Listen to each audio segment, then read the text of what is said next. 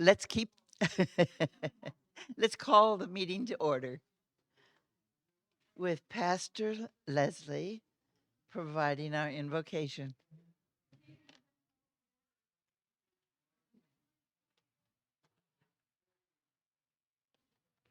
Good morning. Let us pray. Holy and loving God, you are with us in all we do.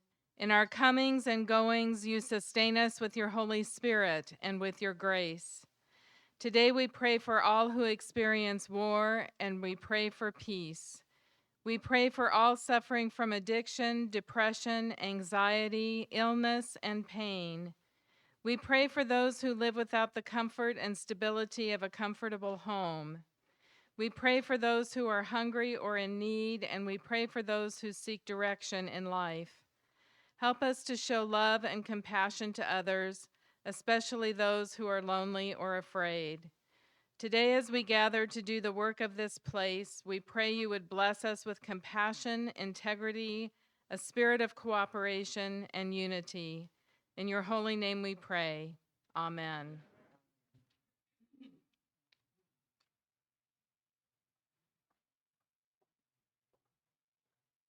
Thank you for all being here.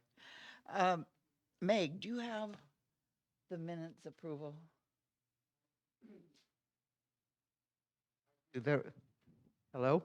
Okay.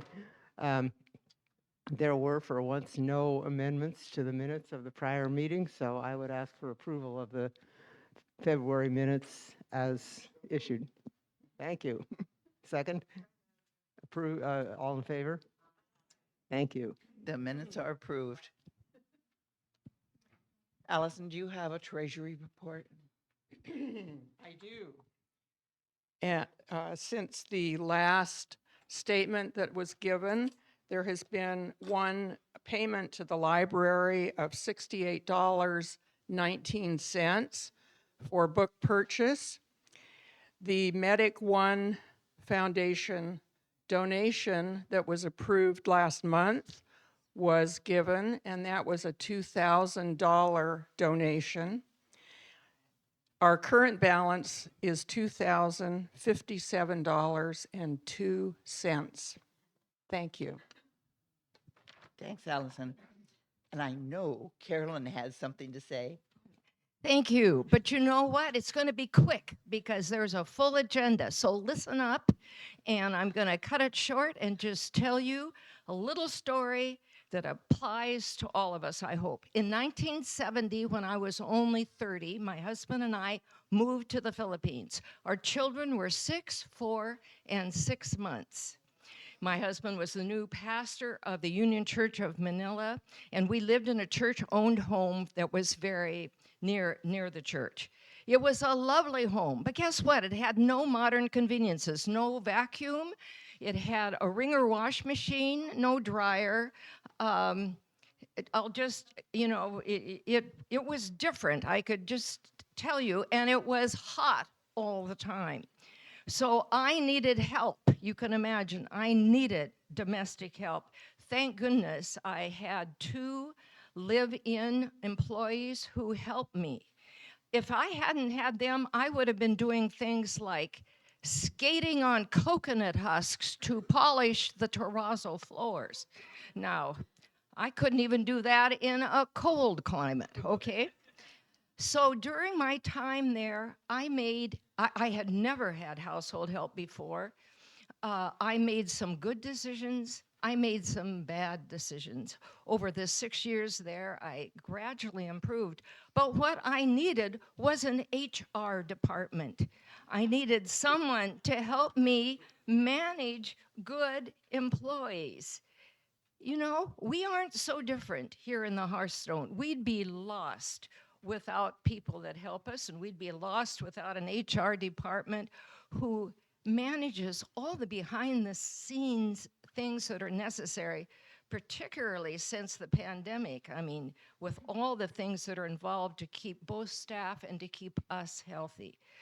So we see some of the people that help us every day in the dining room, in cleaning our apartments. They're transportation, planning, life enrichment. I mean, we see some, but there are many behind the scenes we don't see.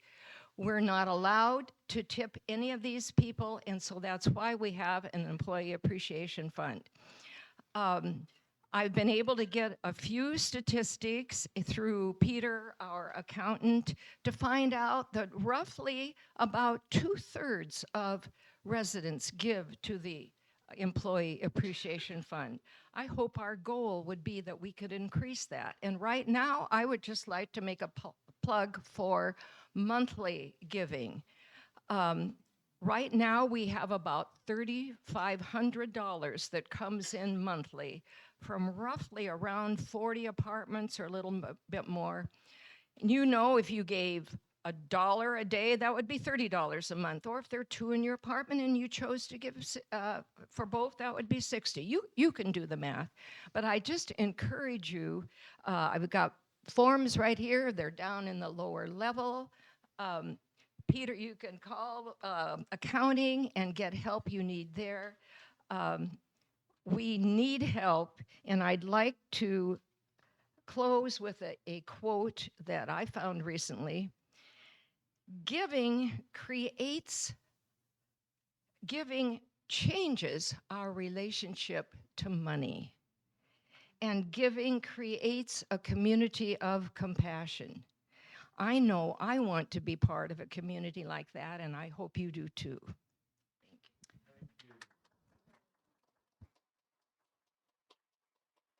Thank you, Carolyn. I knew it would be good.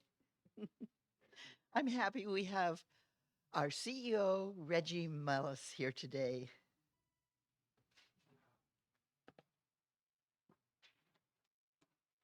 Hi, good morning, everybody. Thank you, Georgia. I want to take just a second to do a couple things. One is I want to thank all of you that have participated in the leadership of resident council over the last year. Some of those folks are on stage here. Some have agreed to remain in roles. Many of you as floor chairs, some have stayed in those roles. But we have a second group of people, brand new, coming into the resident council leadership, and I'm extremely excited. I've talked to some of those folks, and we really look forward to next year. But I want to, and I'll thank Frank when Frank's here, and I'm sure I'll thank Georgia again. But I just want to say Georgia's really been amazing over the last month with Frank out. She's just stepped up, taking care of everything. We meet with her weekly, and I've just really been impressed. And I'm going, why aren't you taking the president position? But that's not. But anyway, thank you so much for what you've done for the group.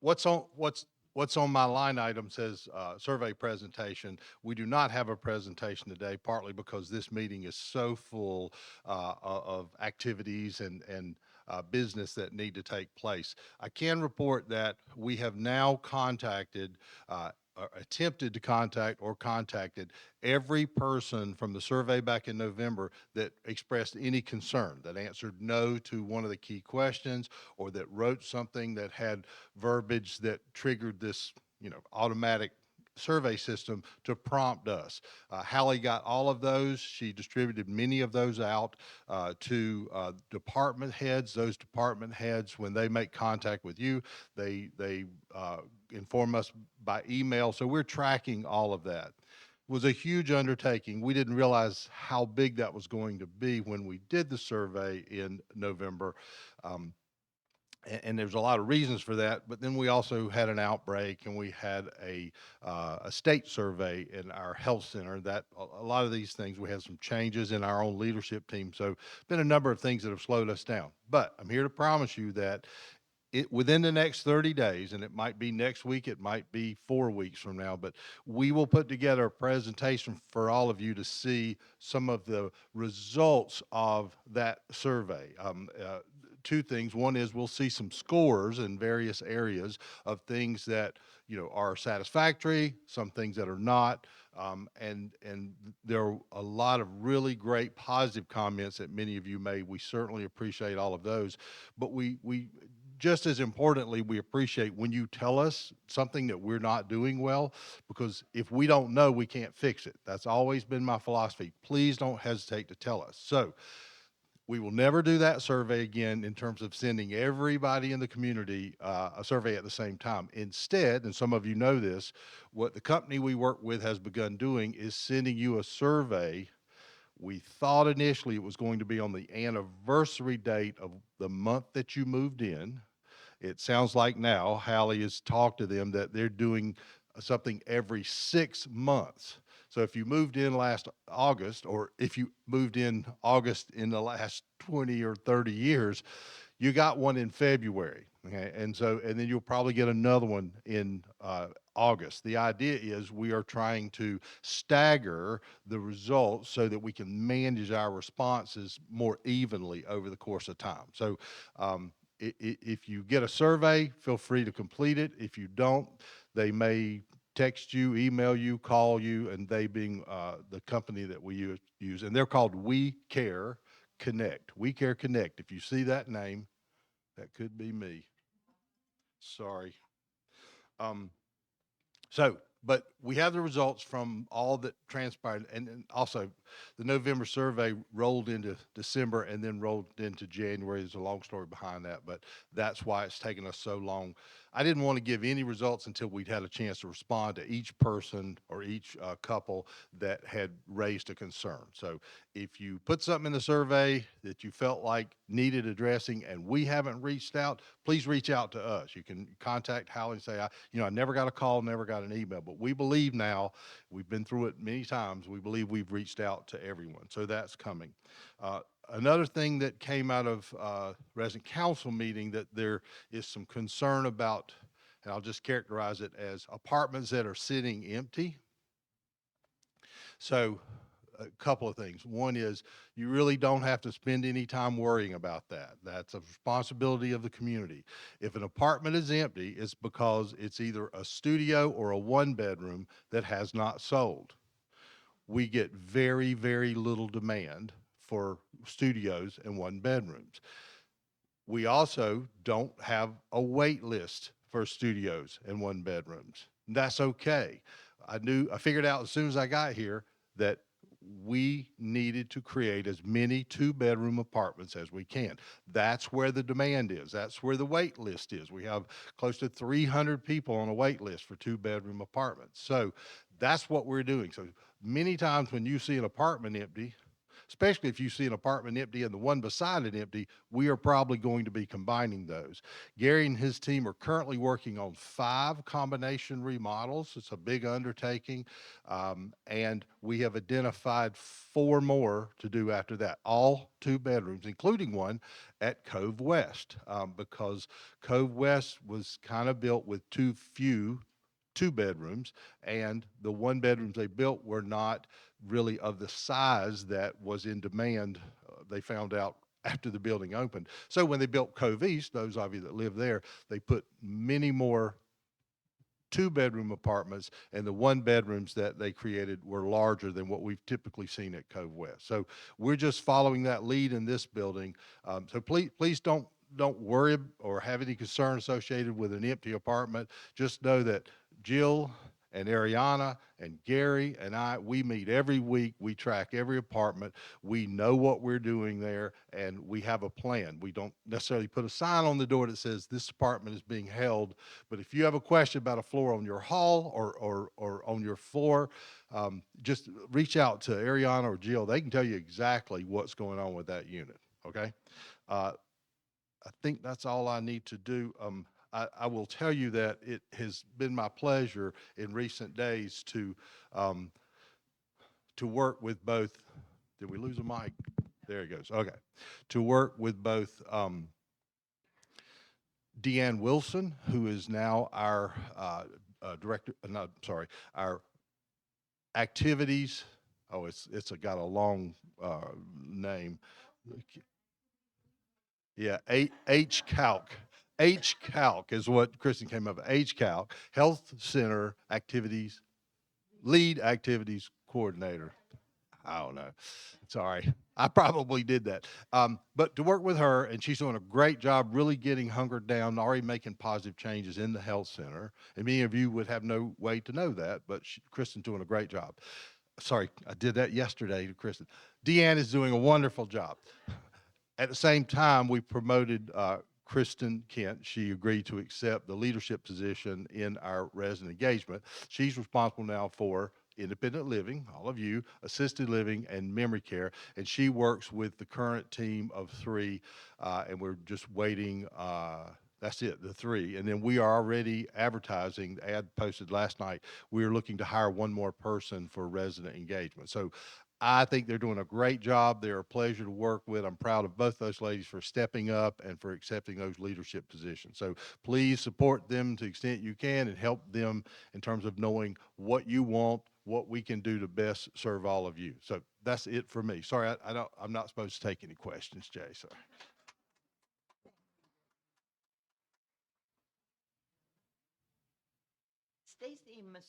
Stacy Massaros is our Senior Director of Health Services, and I know she has something to say.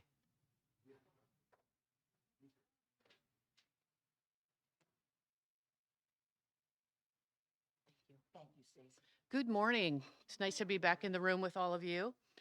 I know I have been asked to speak about a couple of things this morning, and I'll keep it pretty brief, but I wanted to give you an update on the skilled nursing federal and state survey that happened a couple of weeks ago. And I don't know how many of you know about the intensity of the nursing home portion of the regulatory requirements, but nursing homes are the highest regulated industry of anything in the whole United States. Federal government puts a lot of time, energy, and money into making sure that we comply to make sure that all our vulnerable adults are taken care of the way that they deserve to be. So they've got a hard job. And sometimes, they make our jobs a little challenging too. But that being said, I want to just let you know that our survey that happened a few weeks ago went very, very well. And in the state of Washington, currently, we are averaging for every nursing home in Washington state between 18 and 20 citations under the federal guidelines. And a lot of those have to do with direct care of how the staff cares for the resident. Our survey, we had 11 federal tags, which sounds like, oh my, that's a lot. But when I tell you a little bit about the scope and nature of those tags, I hope that will bring you some ease in understanding. We had 4 surveyors here for 5 days and they were here for up to 10 hours a day. And during that time, of course, the leadership staff was with them and helping them and providing everything that they needed to help them get out the door faster. And then after they left, then our leadership team went to work to make sure that if they had questions or they needed things, that we were ready for them in the morning. Of those 11 citations that we received from the federal side of the survey, there were no direct patient care issues, none. The health center team and other departments that contribute to the regulations of the health center did a fabulous job. And as an example, just really quickly, some of the things that we got cited for, one resident claimed she didn't get a menu. So we got a federal citation for that. And one staff member missed 1 month of faxing the ombudsman to say that somebody went to the hospital. So we got a citation for that. That just kind of gives you the idea of what, how tightly controlled everything we do is, so managed and so monitored. And like I said, for all the right reasons, because when we have the opportunity to need care from a nursing home, we want to know that we're getting the best care possible. So When the survey is done and everything, it becomes public information, and you will have the opportunity to read it. It's posted outside the door of the health center, and you can always find those online. One of the things that's really important for you as the residents here at the Hearthstone is that our rating with the federal government is at the highest level it can possibly be. We are rated as a 5-star facility, and those components include care and staffing, survey results, and those things are so critical for you to know because you're so invested in what happens in the health center as well. So as you see health center staff coming and going, congratulate them. They have a hard job, and they did a fabulous job.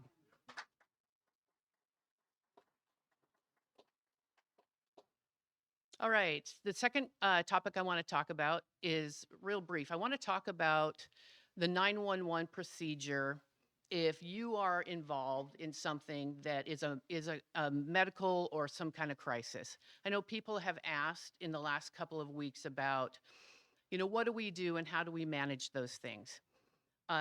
Most of you know that a few weeks ago we had a medical crisis in the main dining room, and I want to let you know that our health center staff and others, responded immediately and made sure that we did every protocol and took good care of our friend.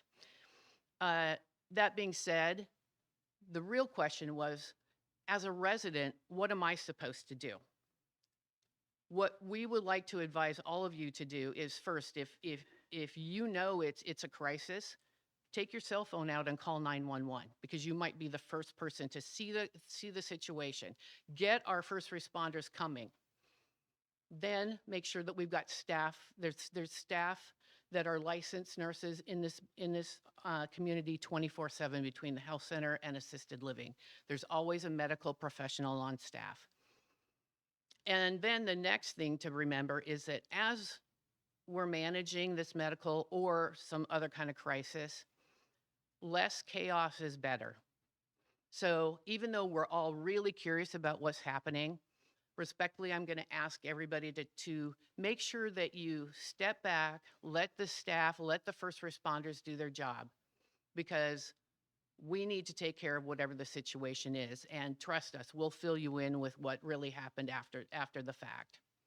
I hope that makes sense, but I just really wanted to just share that with everybody, to know that the security of living here at the Hearthstone is that you do have medical professionals here 24/7 to help manage those processes. So thank you for everybody that participated and helped our friend, and we do appreciate that. Thank you.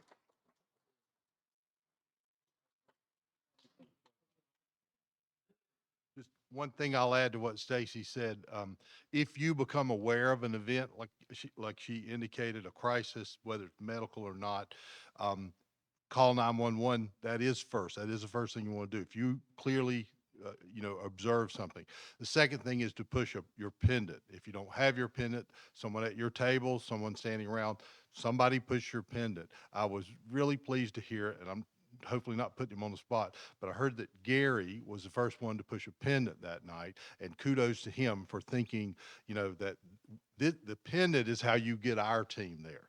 Nurses, leadership, maintenance, a lot of people are watching and responding to those pendant pushes. We also have pull stations all around the community, the little boxes with the string on them. Any way you can, you alert our team, but do that after you call 911. Thank you.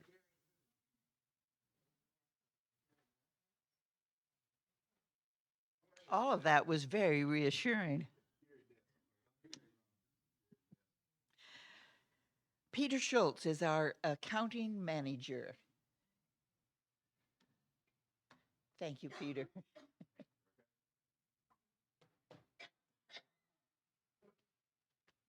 Good morning, everybody. Oh, sure. Is that a little bit better? Thanks for inviting me, Georgia. I was told to come talk about the automatic payment plan, which I hope everybody knows about at this point in time. We recently made some changes as to the day that the automatic payment is being processed. So whereas we used to pull that on the 15th, we've moved it up to the 12th, which will be the day going forward. We did that because the first couple of weeks in the month, for us, can be a little bit tricky to get through, and we want to make sure we're doing everything we can to get things off on the right foot. So moving it up a few days really helps us, and if it in any way makes difficulty for anybody on the automatic payment plan, please come see us, and we can make different arrangements. And if anybody wants to be added to the automatic payment plan, it's really good. You know, no more checks. Come see us. We'll get you set up. Thank you. Thank you, Peter. That was good. No. Kristen Kent is our new resident engagement director, and I know she has something for us.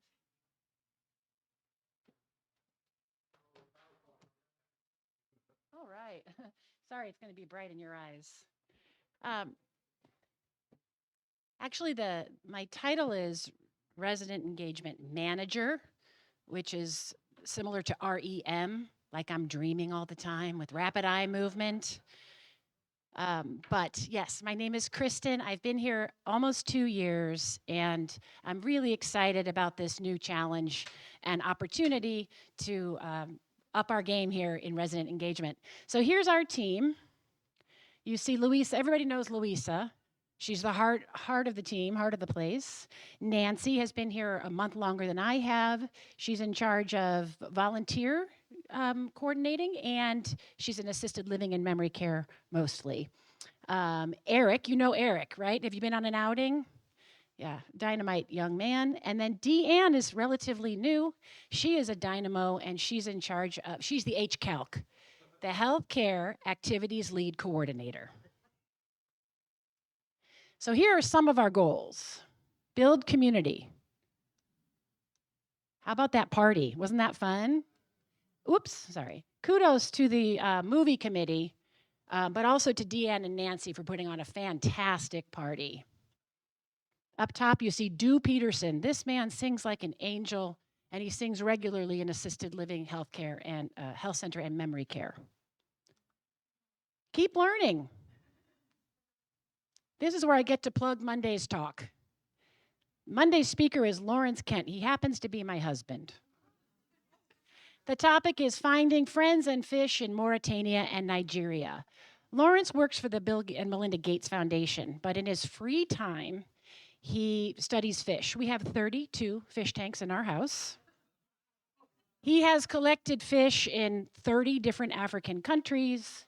He is possibly the most interesting man on the planet. And he's also a very good speaker. So come Monday, you'll laugh. That is literally how he usually looks. Having fun stomping through some swamp. Create. Writing groups, Hearthstone, singing, etc. We need to beef this one up, by the way. Create. Move. We've got fantastic exercise programs here, but we've also got try-shaws. And look, we got to take Marilyn to the zoo one day, a couple of days. She's a zoo walker.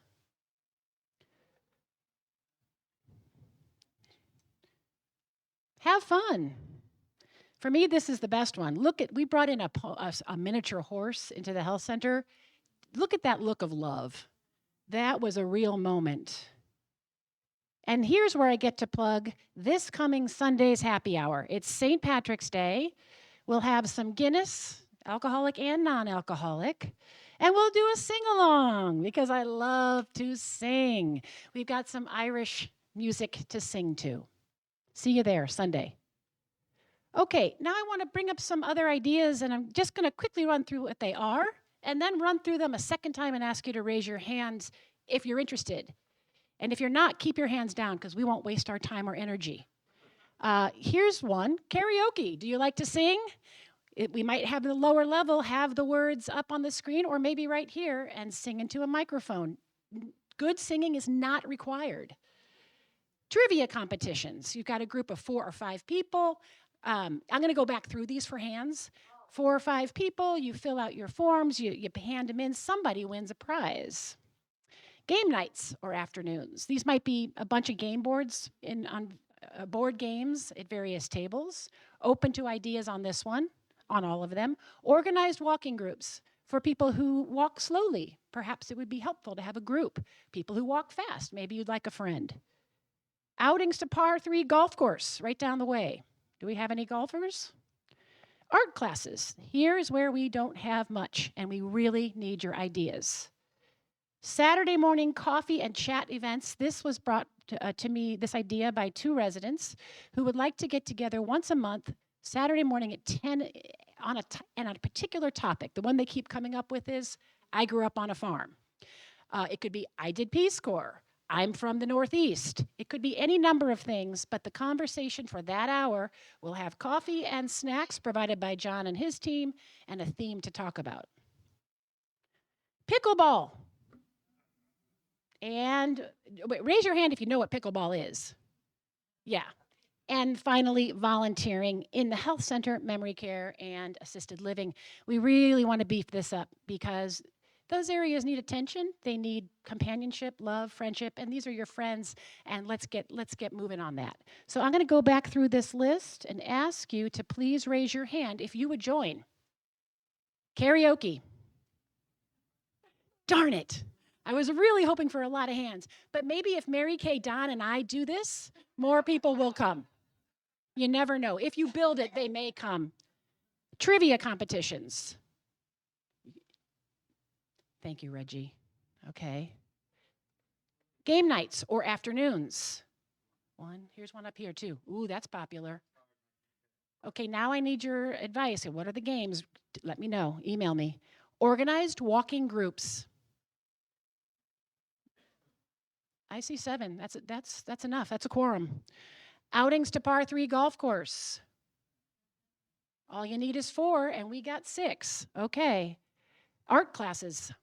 Ceramics, painting. 4, 5, 6. Okay. Again, make that 7, and again, we need your ideas. Is it ceramics? Is it wood carving? What is it? Saturday morning coffee and chat events once a month. 10, 11.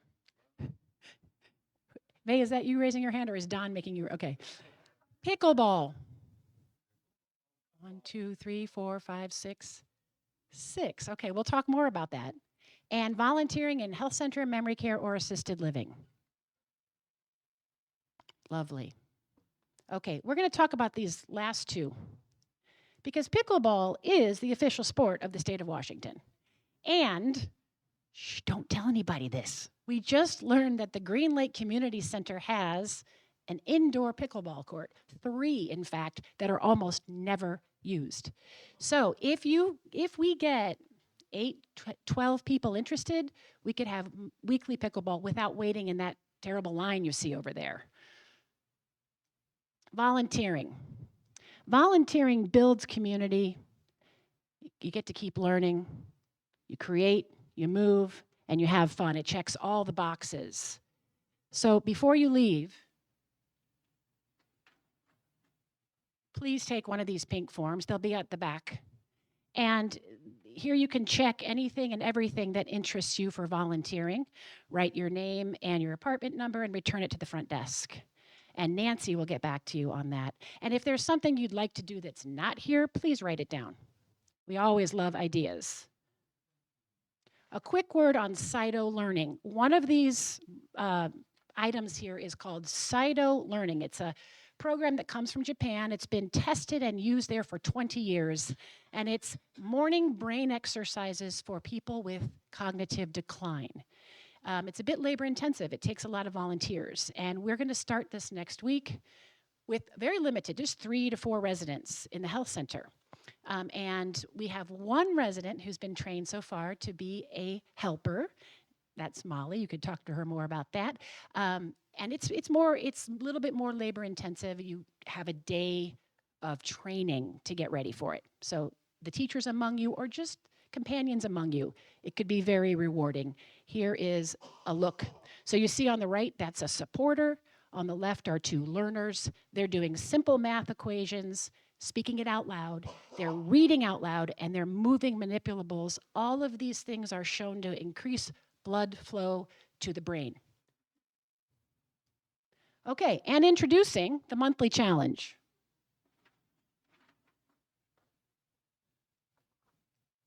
You're going to take a green piece of paper, and there are 3 tasks in this challenge. Number 1, talk to a staff person, somebody you don't know. Thank you for the plug, Carolyn. You know, go bother Karen Kiley and help. Find the people who you don't know and talk to them a little bit. This is community building. Number 2, learn about 2 famous women. This is Women's History Month. On this form, you'll see 28 names. You can choose an older person and a newer person, or people of your own. And you're going to write a sentence about 2 of them and talk about it at the dinner table. That's learning. 3, write a haiku. Do you know what a haiku is? 575. We could write one right now. Somebody give me 5 syllables. Indubitably. Somebody give me 7. Daffodils is the final one. Anybody get 7 syllables? Okay, I'll do it. Indubitably. What does that mean? Undoubtedly. We will beef up our program. Daffodil. Okay, and here's another example. This is Ode to a Saguaro. I want to hug you, my darling, but that would be a bad idea. Okay, so turn that into the front desk by the end of March, and you will win a prize. Check your mailbox for a prize. And finally, it's time to move and have fun. We got a 2-minute game. This is called Heads or Tails. Wayne is my assistant. You can do this game from sitting or from standing. So stand up if you want to stand, stay seated if you want to sit. And how this works is he's going to flip the coin, and if you think it's going to be heads, your hands are on your head. And if you think it's going to be tails, your hands are on your tail. Okay? Are you ready? Okay, I'm going to wait to see who stands. Okay. Go ahead and choose heads or tails. Everybody ready? Give it a flip, Wayne.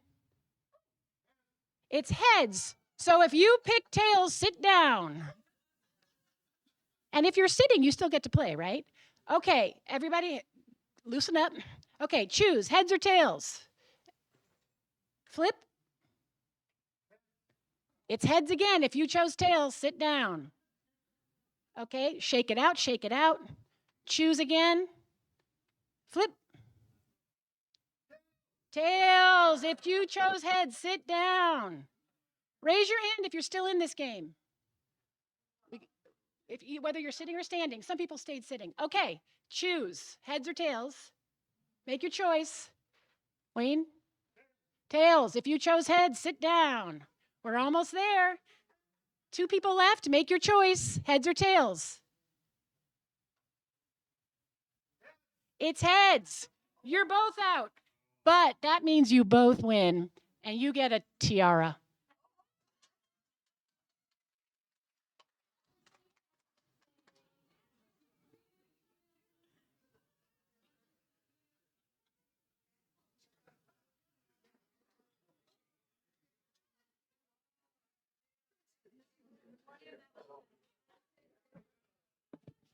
Don't forget to come at 2:30 for the Irish dancers right here. Thank you very much.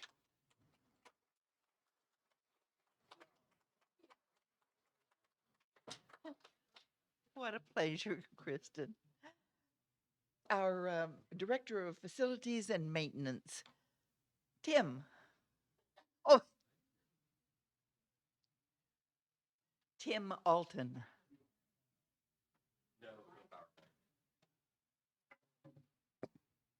So first question, how do you follow that? Because my stuff's too technical. So spring is in the air. Daffodils are blooming. Yay. Trees are blooming. And hopefully in April we'll have the water flowing.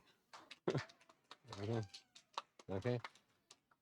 So one of the best developments with that, because all last year we struggled with trying to find irrigation around this building. We knew we had it, but we didn't know the condition of it. Is first we finally found the original blueprints to the irrigation, which actually helped us locate where it originally came into our building with the check valve and things like that. So for us, that's a big development because we didn't even know where to start last year. So we have a good start. We've already done some walkarounds with a contractor to see what he can do and how quickly he can do it. Because my expectation that I've said out loud to Reggie is by the 26th of April, you'll have water flowing. Okay. So with that spring, we missed having big ice storms. We missed having big snowstorms, all of those kinds of things. And I think I know why this year. Because in October, I bought 2 pallets of ice melt. And I didn't use a single bag. Okay. So I have plenty of ice melt for next year. We're well prepared. We won't spend any money on ice melt next year. Uh, and maybe I'll just buy another pallet just for hedging my bets and stuff like that.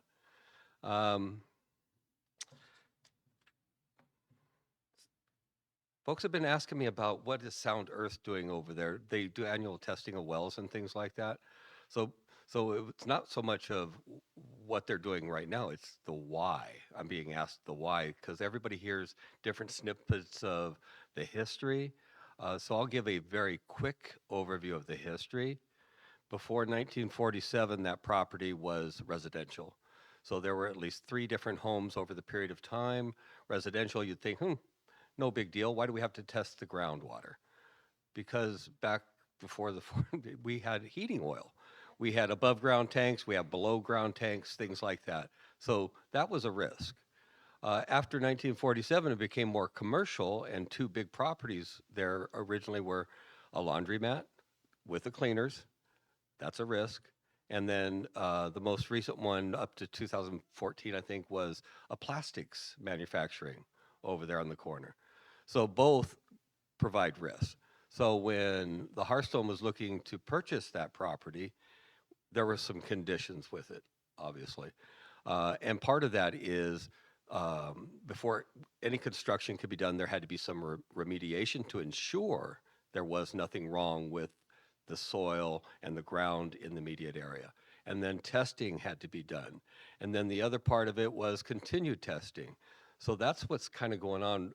Sound Earth works directly with the Department of Ecology and with the Hearthstone to ensure not only that the neighborhood is safe, but some of our customers across the street and all the way into Green Lake.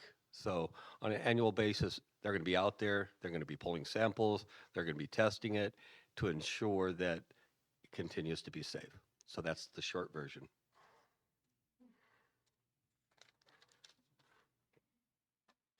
I did good. I'm not going to steal Tony's thunder, but I'm going to say that now I'm meeting monthly with the Coves Garden Committee. And the goal for me with that is to be a little more proactive, to try and get in front of some of the issues over at the Coves and find opportunities to improve. We've already done a minor improvement. We added some irrigation heads over there to expand where the watering is out in the garden area. And we're going to be pulling some of the heads up, making them more accessible. So that's a positive thing. New employees, we had a few, and I can't remember, I was here in January, correct? I know I wasn't here February. Since January, we've hired a new facilities tech. His name is Andrew Hayes, if you've seen him walking around. Also in that time period, we've promoted Chris Maricha to a lead maintenance tech. Diane Dreyer had her 45th anniversary in January. So think about that. 1979, Diana walked in the door and she's been here ever since. That says something really good. If you don't know who Diana is, you got to come on 3rd shift or come in really early in the morning or stay really late up at night kind of thing. She's our front desk and can't say ambassador, but she is the face of the Hearthstone out there. Nate, I'm going to throw Nate under the bus now. Nate is building his floor tech program, meaning his carpet care, floor care, things like that, his utility work around the campus, a community. And he has made offers to 2 new employees, and they are being onboarded as we speak, meaning background checks, things like that. So we expect them to be hired here within the next week or 2. And you will see 2 individuals. I'll give the names. One is James Turk, and one is Matthew Herrera. So 2 additions to the EVS team, creating a floor tech team so that Nate and Tawaldi aren't the only ones doing the floors around here. So thank you, Nate. Much appreciated. And that's what I have for today. Thank you.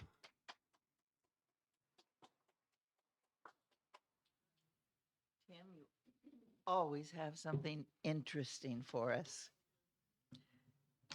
Now I have a pleasurable job. We have a nominating committee of Therese Atkinson, Dave Town, and Joe Plord. And I want to thank them for taking on the responsibility of finding our slate for the officers of 2004, 2005, the officers for the resident council. So if the 2 of you will make the announcement.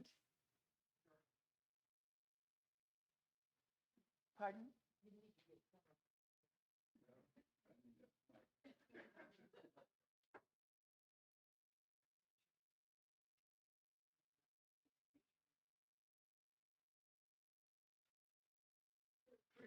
Testing.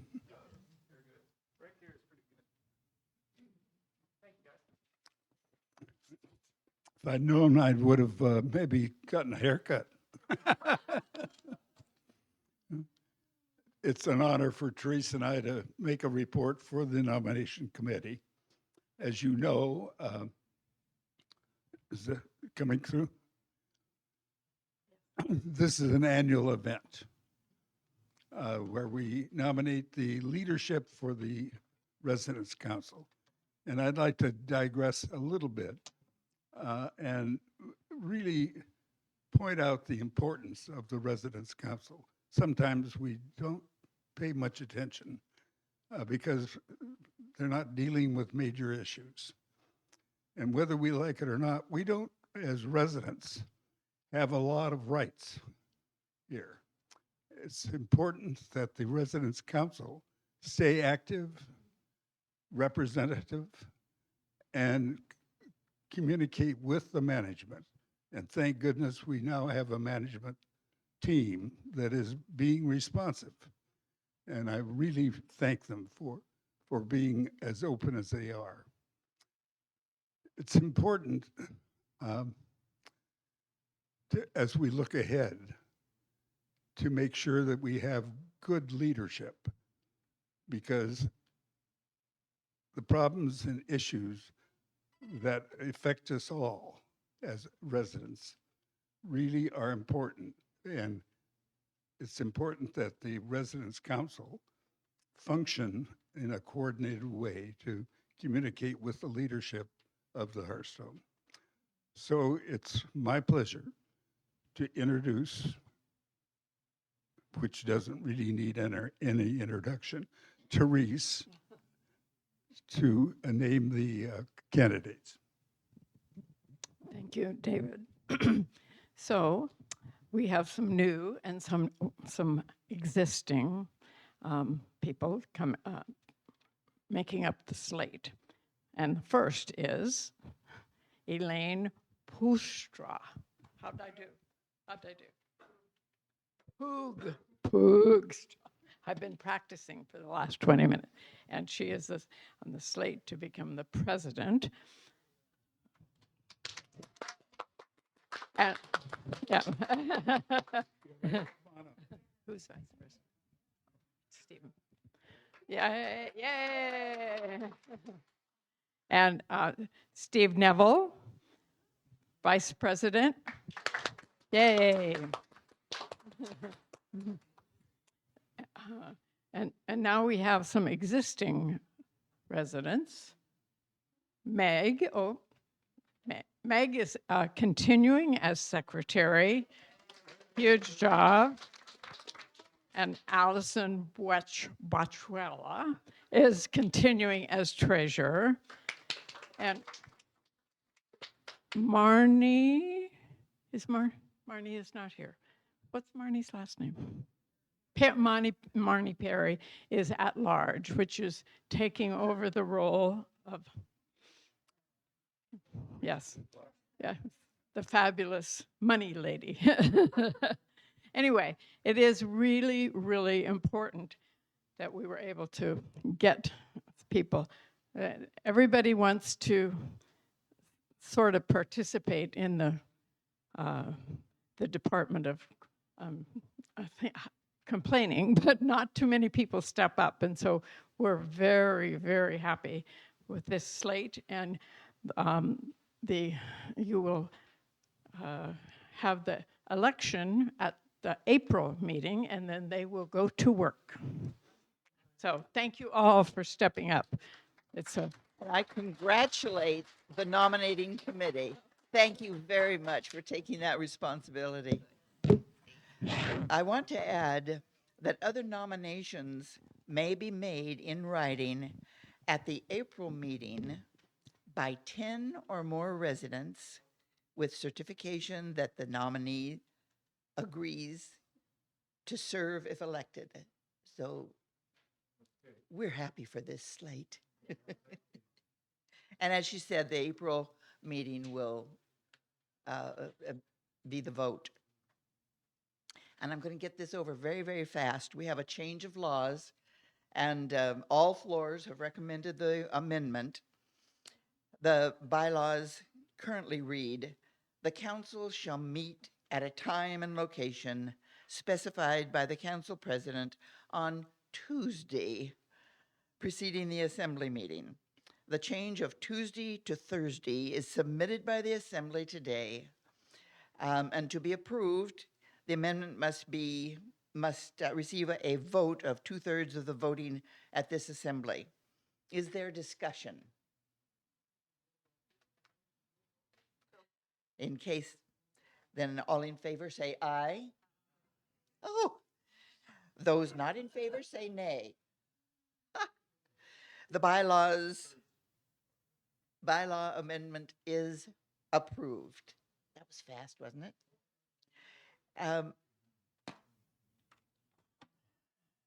Now we have a good resident council business, and the first one that's presenting is Laurel Johnson, Meg Ludlam, and Keith Arnst for the newsletter.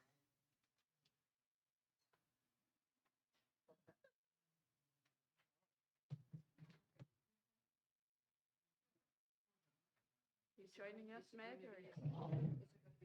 Yeah. Meg, are you? Oh, okay. All right. Okay, the slideshow? Up.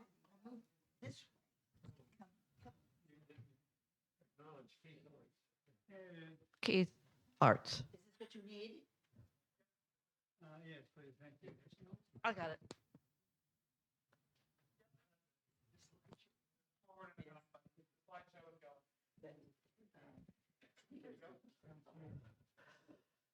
Okay.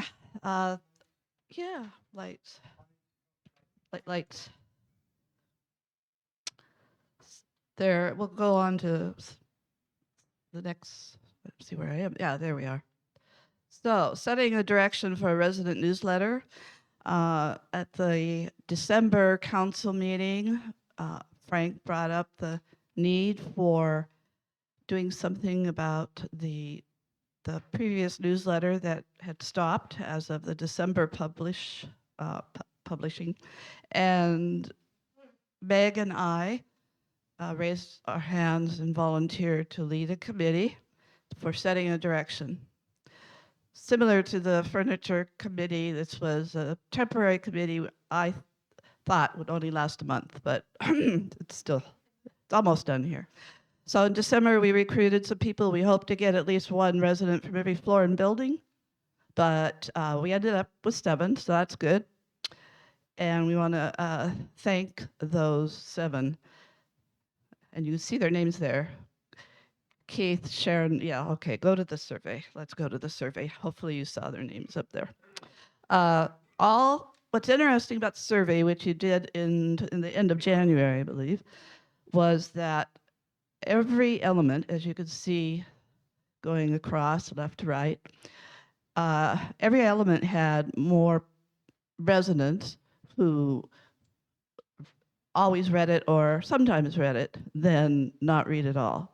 So it showed us that every element of the old newsletter is important to keep. Some more than others, but everything is important to keep. The green represents always read, blues sometimes read, and yellows don't read. We had over 100 and, well, yeah, close to 120 residents. 135, that's right, 135 that responded to that. So thank you very much for those who did. And if we go on to the next slide, the new content suggestions, we got many good suggestions. These are a sampling of 10 of them.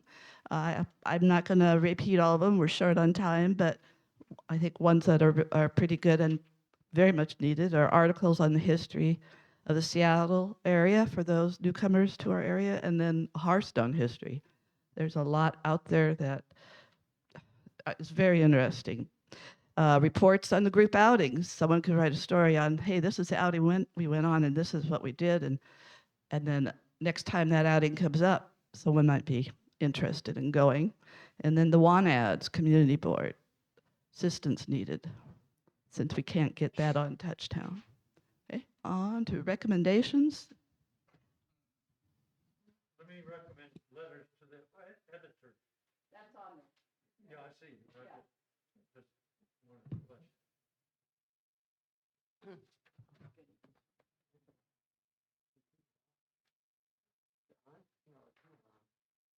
Is it on? Yes. Okay.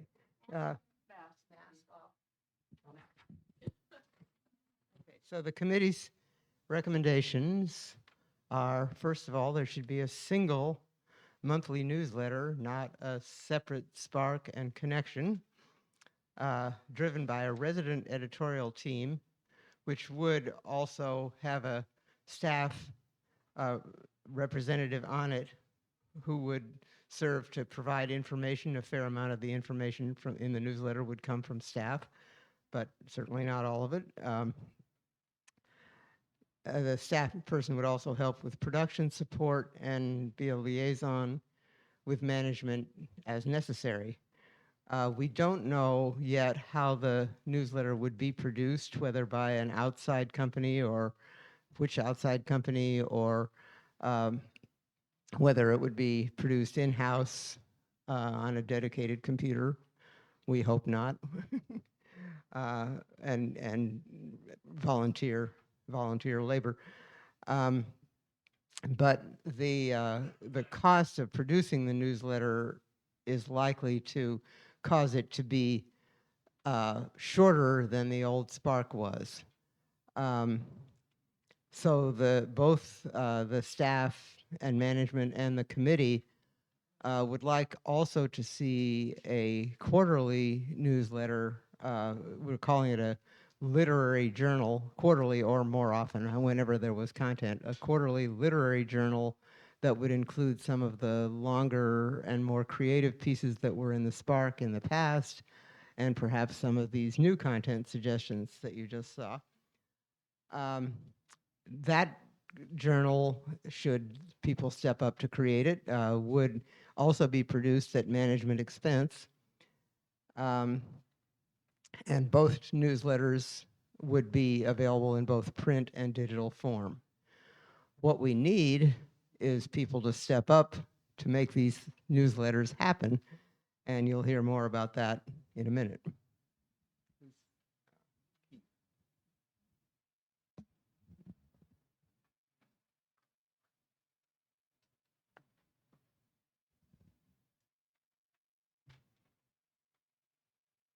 So, what's the name?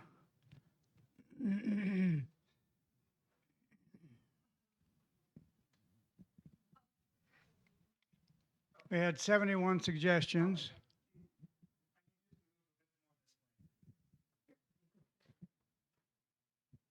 We had 71 suggestions, which made it difficult to come up with 3 that were plausible. We decided that since it would not be, since the Spark was the Spark, and this one is going to be a combination of the 2, we decided the Spark should not be in the running. There are 13 people who voted for the Spark and 6 who voted for Voice and 2 who voted for the Herald. Anyway, we've come up with the 3 names that we think are plausible. One is From the Hearth. One is the Voices, and the other one is the Herald. And each one would be on a masthead that would have the Hearthstone at the top. So it'd be the Hearthstone From the Hearth, the Hearthstone Voices, and the Hearthstone Herald. So we came up with these 3 names. We're going to ask you at the at your floor meetings to vote on which ones you like. And we don't expect it to be a unanimous on anything. But if there's 3 on your floor that want one, 4 on another, and 2 on another, we want you to record that, and we'll put them all together and find out what the name will be. So at your next floor meeting, vote on that, and we'll have an announcement at the next meeting.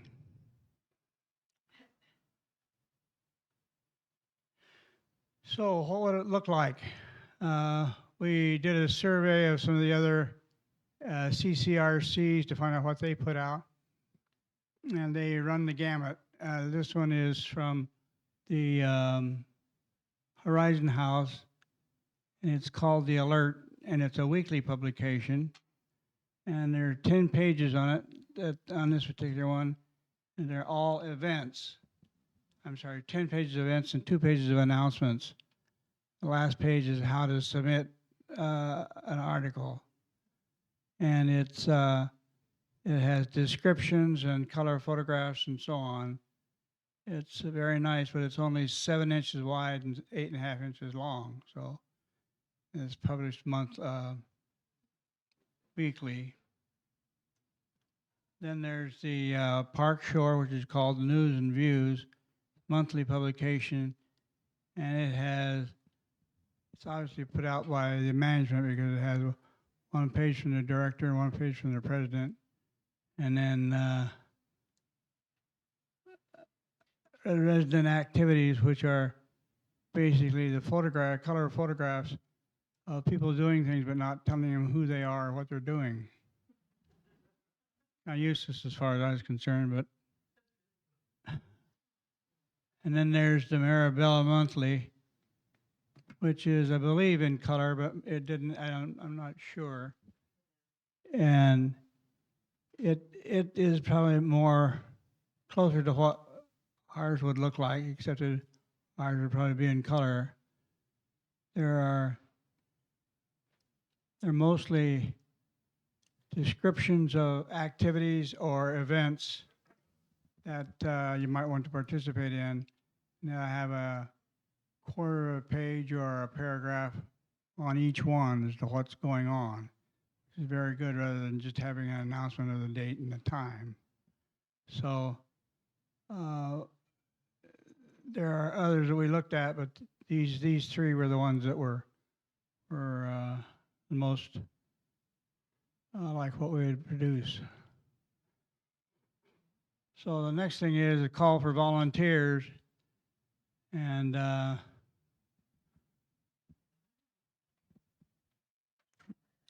What? Oh, step over there. Okay. Okay. This is the important part. Do you want to see a newsletter that has everything, or almost everything it can have, from residents and info from management, or do you just want a quick 4-page connection with just some management input? We need volunteers to step up. We have a number of people who have volunteered as support staff. We need leadership. Meg and I never volunteered to be leaders of producing the newsletter, just trying to get it going again. And we're both busy with other things. But we're willing to help in transition for a couple months if we get the volunteers for leadership. Keith had a great saying, if you didn't like the connection, then volunteer. Okay? If we have a number of people who are on the editorial committee, they support each other. It doesn't have to be one person. There obviously needs to be a chair, 2 co-chairs, maybe one for every month, to relieve each other. We don't want anyone to feel like they have to be here every month to get a newsletter out. So think about it. Contact Meg or myself. We have volunteer descriptions, which each of your floor chairs have received, and they are supposed to go over them with you at your next floor meeting, along with the name, vote of the name. Okay? So if we don't have volunteers to be editors, there will not be a we as residents won't have a voice in the newsletter. There will be a newsletter put out by someone, either us or the administration. If we don't have the volunteers, the administration will do it, and we have a clue as what that might be like. So anyway, we need some people to step up. Thank you.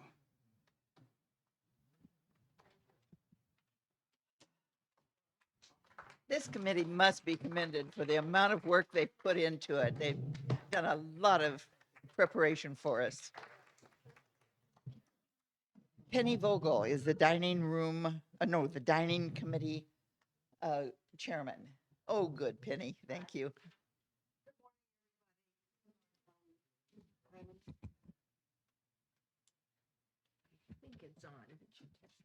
Hello? Yeah, thank you, everybody. I'll try to be brief and somewhat complete at the same time. The March minutes have been posted on Touchtown and have been distributed. There's a lot of good stuff in there, so please take the time to read it. And before I add some other points, I just want to remind you that it's really important for you to give input about what you liked, what you have questions about, what you were disappointed in. Your comments are carefully read and responded to.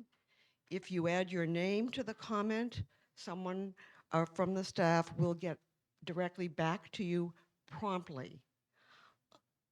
I know when we're at dinner or lunch, sometimes we get some complaints and people ask a lot of questions. And I say, oh, please give information and we'll get back to you, and yet people will not do it.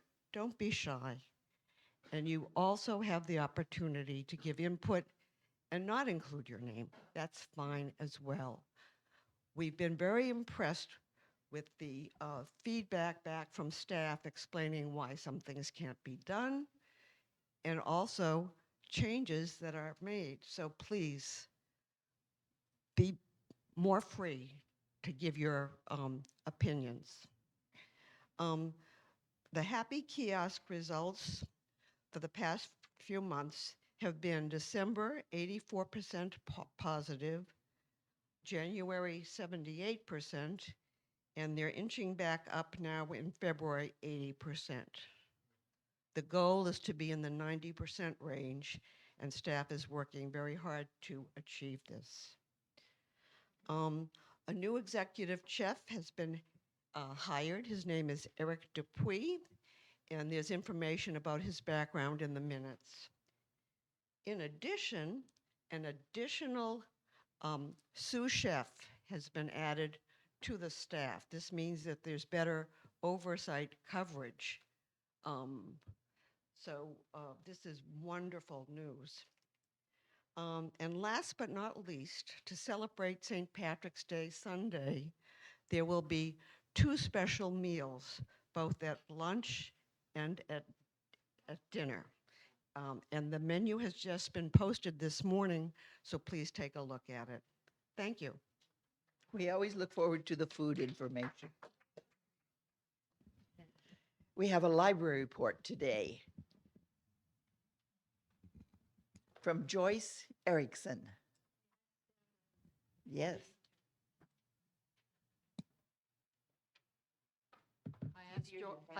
I asked Georgia how long, and she said 5 minutes, and I know that 2 double-spaced pages on 12-point font is 5 minutes, so that's why I'm reading it. This will be the only report I'll make anyway this year, probably. Maybe not. Like Newton, I stand on the shoulders of giants, and one of those giants is in the room, Laurel Johnson, who created the system I'll be describing and who oversaw the implementation of the beautiful space on the 2nd floor of this building. It's volunteers who keep the library functioning. One group checking in and shelving returned books. Jean Kretzler, Joanne Dyer, Nancy Ravensway, Lee Caton, Molly Mowat, and Suzanne Mesger. Another group meets once a month to review donated books and choose new ones to purchase. Donated books often make up half of the books added to the library's collection. Thank you for that. Those folks are Susanna Sowery, Marilyn Severson, Shirley Peringer, Julia Singer, Allison Batuello, and Marnie Perry. We have a $100 a month allocation from the resident council for books, but another source of revenue is donated books that we do not choose to add to the collection, often because we already own them. I take them to Third Place Books for credit, and we have purchased many books using those credits. At present, there are 1,384 works of fiction and 480 works of nonfiction on the shelves. Elaine Plogstra is the Excel genius, and I hope she doesn't give it up if she's going to be president. The Excel genius who keeps the catalog current, adding new books every month and subtracting books removed from the shelves. How do books get removed? By keeping track of which books have been checked out on those marvelous spreadsheets. I remove books when we need shelf space by checking to see when they were last checked out. It has to have been unread for at least 4 years. Elaine also prints out the sheets every month for use in the library, but you can also check out Touchtown to see if we have a particular book by going to the Lakeside Library page. Here's a snapshot of circulation. 30 different people checked out 99 books in February.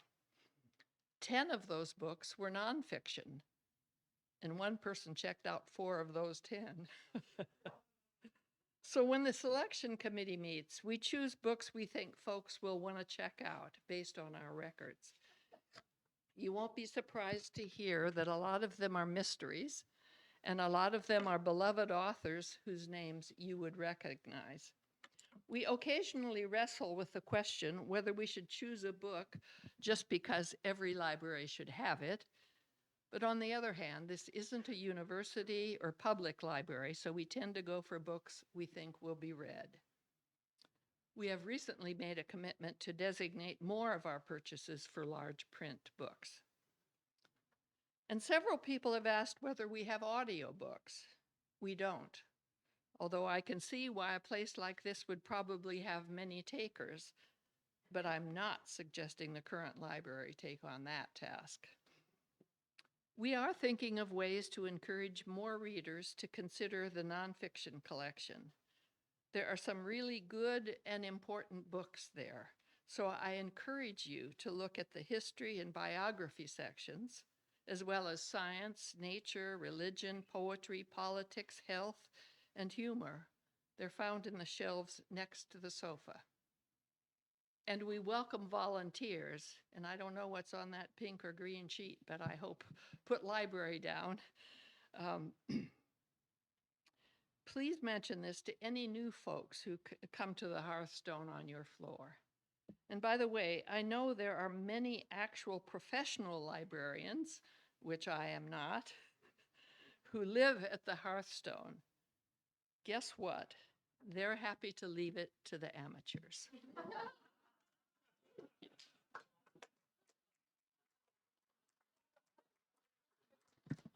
You may need to give a report again this year.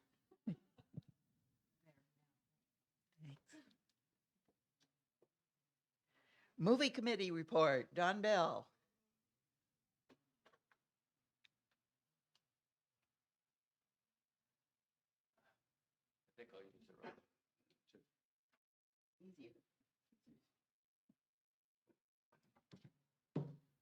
Well, good morning, everyone. I noticed that Reggie leaves before I can thank him for two things. One is that in the last 3 months, we've had upgrades in this room and in the lower level that really do significantly impact the experience of watching a movie and watching TV.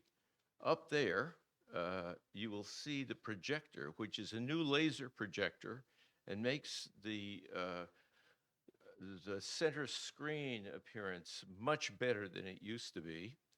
And then we have an 84-inch ultra high definition television set down in the lower level that made the just completed Oscar party a real joy because we could hear everything and see everything. So I appreciate he was the moving force to do that, and I thank him very much. I think we all benefit from that. The agenda says that we're adjourning at 3 p.m. So I will elongate my my comments to afford that, and everybody behind me, please do that. I'll probably be the only one in the room if that actually happened. So we've just been, as I'm sure I don't need to tell you, kind of a first of its kind in that we were able to screen all of the 10 Oscar-nominated films for Best Picture here in this room before the Oscar program. I don't think that's ever happened before. And that's because the movie industry is quickly moving to being not theater-centered, which is a huge shock for them and a real bonus for us. So we showed 10 films, and 435 people came to those 10 showings, which is, so if you can do the math and divide by 10, that's an average of 43 and a half people watching a movie. Everything from a minimum of 21 for Poor Things to a maximum of 67 for Oppenheimer. So, and then the next day we had a spectacular Oscar party. 55 or so people attended. The dining room outdid itself with just a wonderful buffet of really good food. And Nancy and Deanne from the resident engagement staff just put the decorations were just spectacular. The place where people had their picture taken was really a work of genius. And I want to thank all of them. And before I get off the subject of the resident engagement staff, what is, I don't think Kristen is still in the house. You just saw a sample of what I think is in store for us. Kristen's energy, her versatility, she is going to, I think, completely change the dynamic of resident engagement, and I'm very excited about it.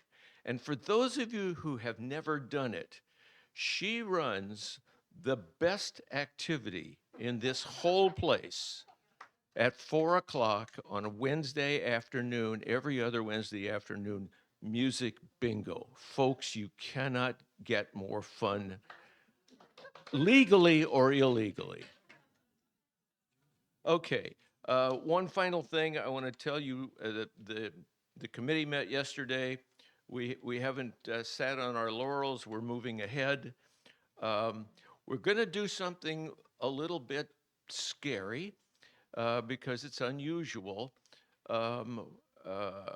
Next month, on Saturday nights, we're going to do some of the best movies of the silent era. So we're talking about Charlie Chaplin, Buster Keaton, maybe Mary Pickford. Maybe we'll even get really ambitious and run Metropolis, which is a futuristic movie in the silent era. So that will be coming out. The ways to see where the movies are on Touchtown and on those wonderful posters that the RE staff do for us, so that we know what's going on. So it's always movies all the time. That's the way we like it here. Thank you. Thank you, Don. Tony Massette has not given us a report before, but he's going to speak on the Cove Garden.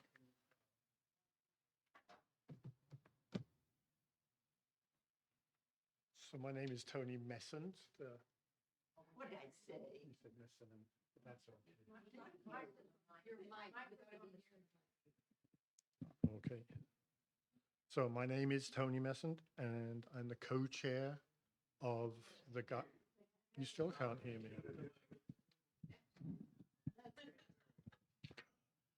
Am I the tallest person here?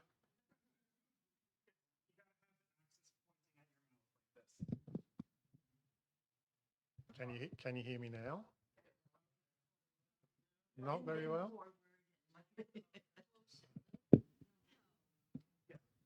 How about that?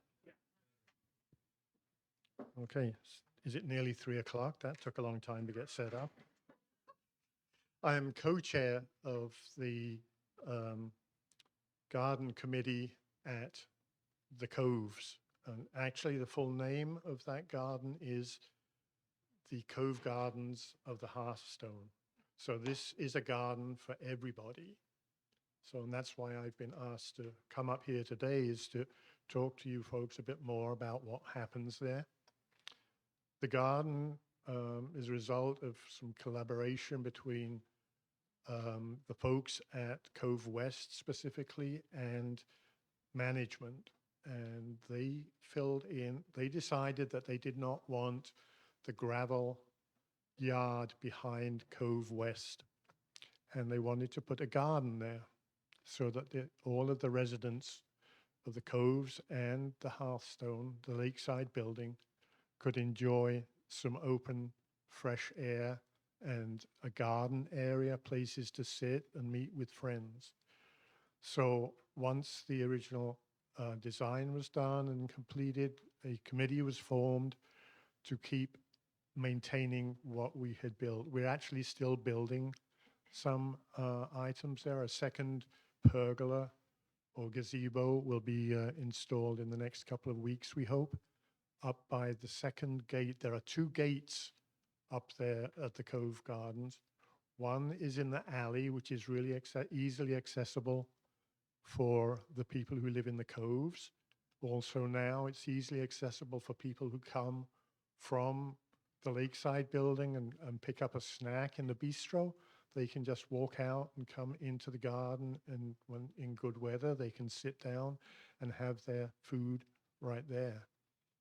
Also, there is a gate on Latona Avenue, which is an easy shot up from the stop signs there. You can go straight up the hill and in through the gate there. And there's a patio and a bench right there for people to come in and sit. And in this, that is where the second gazebo will be installed. So there will be shade up there too. In the summer, that can get pretty hot. Now, the gate down at the alley is open all hours, but for security reasons, the gate up on the Latona Avenue is open only during daylight hours. We lock that up during the night so that people that just don't wander in and hang out there. So the garden was actually started in 2022, and it is open to all of our residents and their guests as well.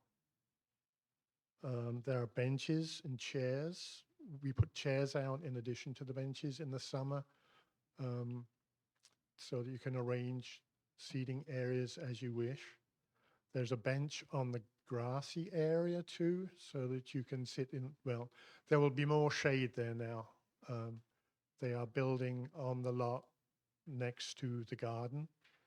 And right now there's a lot of noise.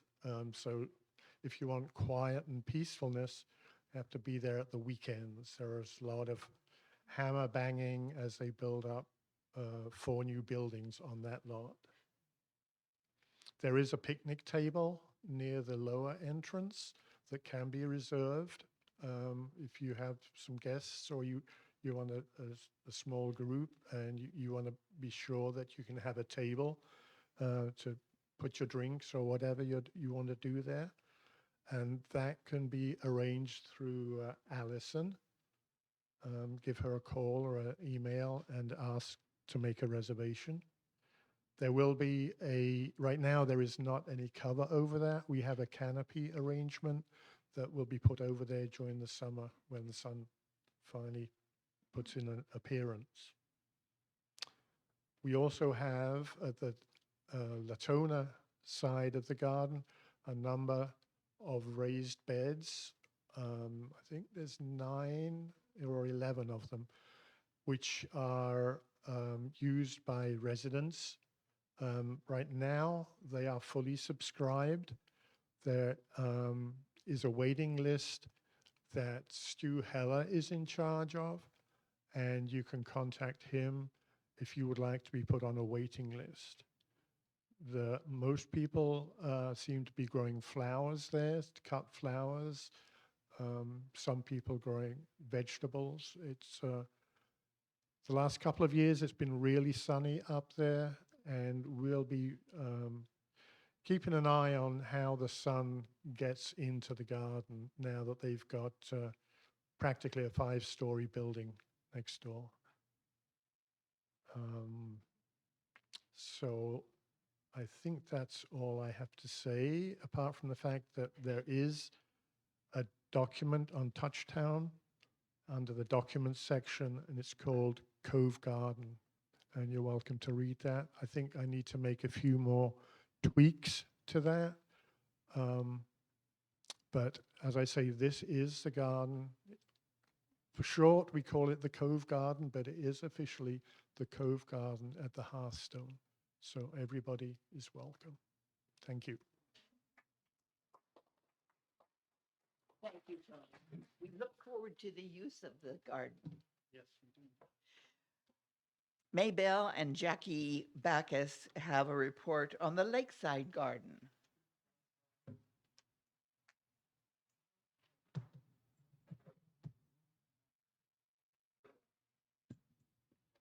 Hello, all. This will be a really fast one. First of all, last time I was up here, I asked if anybody wanted to join the the Lakeside Gardening Committee. It's an all-volunteer group, just like Tony's is. And two of our new residents joined us, and we're really happy about that. They also happen to be really good gardeners, and that made everybody's life more enjoyable.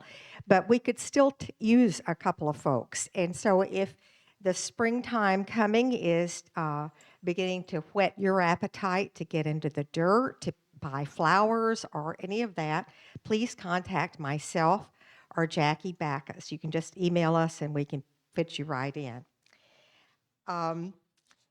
Two things. One is I just almost got up and kissed Tim in his presentation, because the best news is that management is working on behalf of all of us, but for those of us who are working in gardening here in this building, Lakeside, finally, we're going to have an irrigation system. And I'll believe that. I'll give him a kiss the day that it actually works, because we've been trying to get this for a year. And I just need to give a heads up and hats off to the volunteers of the Lakeside Gardening Committee this past year. I mean, as you can observe anytime you walk around the building, we've lost too many plants, I would say in the range of hundreds of dollars. And some of these were plants that we've had for 40 or more years. And so it's like, you know, for those of us who've been caring for them, that's always a loss. And just the thought that there's going to be a new irrigation company that we can hold accountable is cause for great rejoicing. But thank you to all the people on this committee who have tried mightily over the last year to keep things alive. Our domain is actually the patio pots at the back. That's how the Lakeside Committee has been operating for 40 some odd years. And then when I moved in, I wanted dirt, and they didn't have any yet at the Cove. And so I was given the parking median that is between the sidewalk and Woodlawn Avenue, which was mostly full of rocks, little baby rocks, big rocks, you name it. And so for 3 years, we've gotten those out. Those are the two places that this committee does most of their work. But we can't ignore our perimeter, and the last year has been tough for all of us. So cross your fingers that we get that new committee. And thanks to all, I mean, our committee has 12 members right now, and half of us are over 90 years old. And we have folks who are older than I am who were dragging hoses to the perimeter of the Lakeside building, just trying to keep things alive. And so we appreciate an automatic system that's coming. The other thing that I know, and Reggie didn't mention, is that they're also, management is also helping us around this building with the landscaping contract. And there'll be more news about that as it comes closer. As I mentioned last time, the Lakeside Garden Committee, we don't meet very often.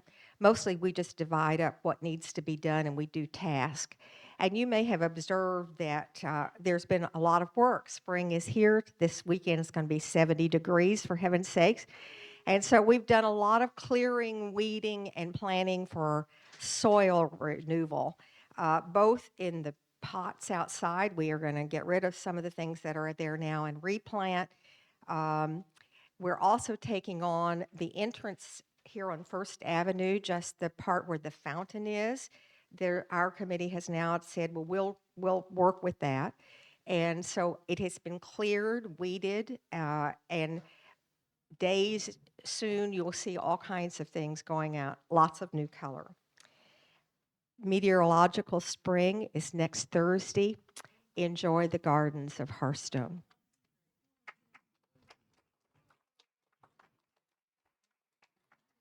Do you all know that the parking strip flowers are in the meadow? So if anybody speaks of the meadow, that's where it is. Sylvia, do you have something for the gift shop?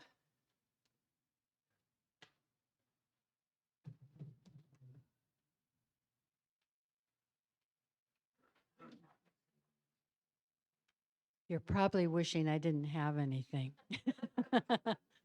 And I don't really have that much, but I do want to give you a little update. February was a good month for us. We went over last year by about $150. And then I just want to mention some things that some of you may have noticed and may not have.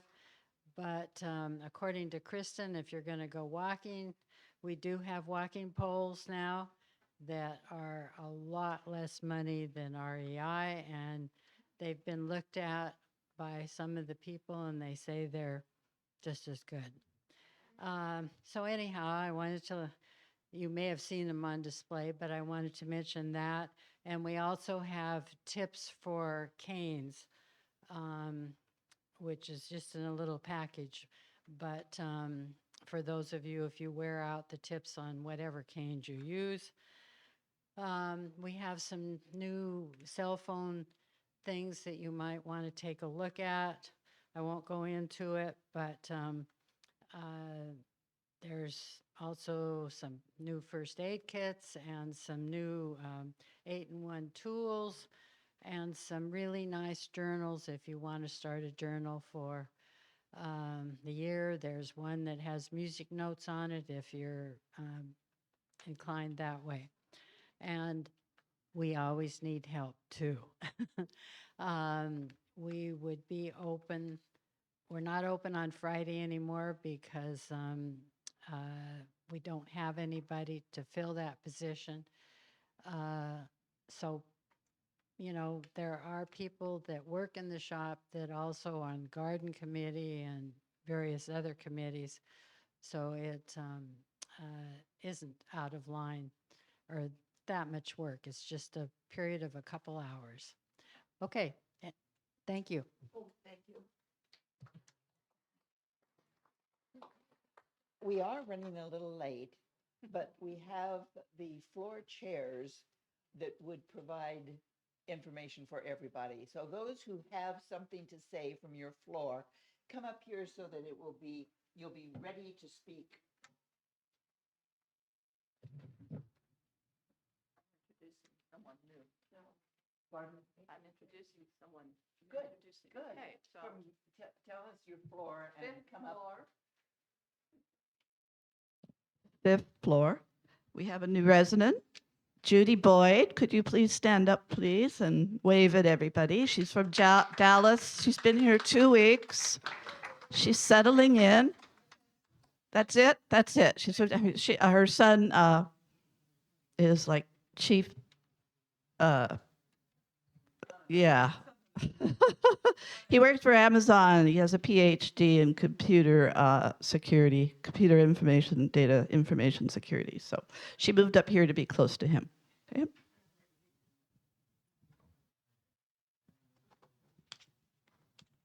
Are there only 2 floors that want to have something to speak? Come on up, so we don't have to. We have good news from the 7th floor. We have a couple of new residents moving in the next month or so. And Rich and Maria Brooks are going to move into room 708 on the 8th of April. And then Rob and Jean Bowman will go into room 703 the 1st of May. These are both 2-bedroom units, and they face south into the schoolyard. And then my wife and I will have dinner with Rob and Jean Bowman, just kind of a welcome dinner coming up on the 21st. That's it. Good news. Liz Wagner asked for me to give the 8th floor report, and we have a model unit on our floor, number 835, which we were able to see, and it's very dazzling. Kathy Foster, one of our neighbors, is in the health center. And at the February meeting, Hallie introduced herself and answered questions about her role, and Jeff Smith expanded information about the concierge service. And we've got empty units, 2 1-bedrooms and 2 studios. I'm Rosemary with the 9th floor. We don't really have a report except there's been the request made for the staff to reconsider having another guest room so that we'd have at least 2 guest rooms. I think there's quite a few people around here who would like to have that considered. So hopefully that would get transferred. So that's our report.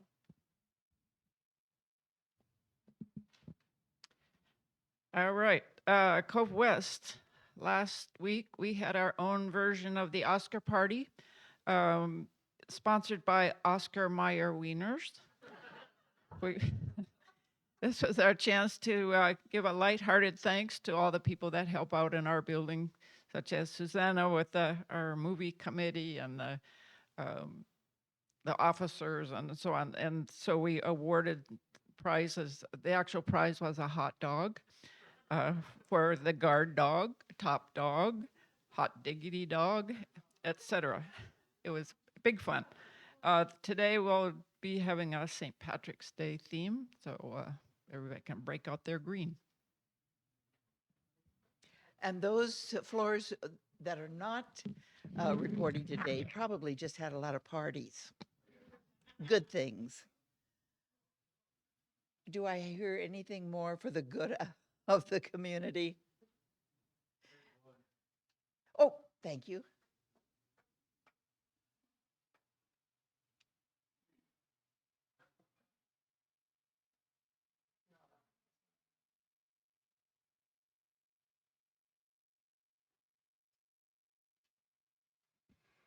For those of you who have not been in the health center recently, there's artwork hanging on the walls now. We have about 30 new paintings in there, some of mine, some of Clifford's, and some by other people. We just got them hung last week, and the theme is a lot different than the ones in the dining hall. In the dining hall, we wanted florals and things related to food. This one, we wanted something lighthearted, so we have animals and Lucy. but we have when you get a chance to go over there by yourself, basically don't go as a herd because the floors are full of people who are in wheelchairs and nurses and running around and everything. So take a look over there. I think you'll be enjoying it. Thank you. Take advantage of your own time to go over.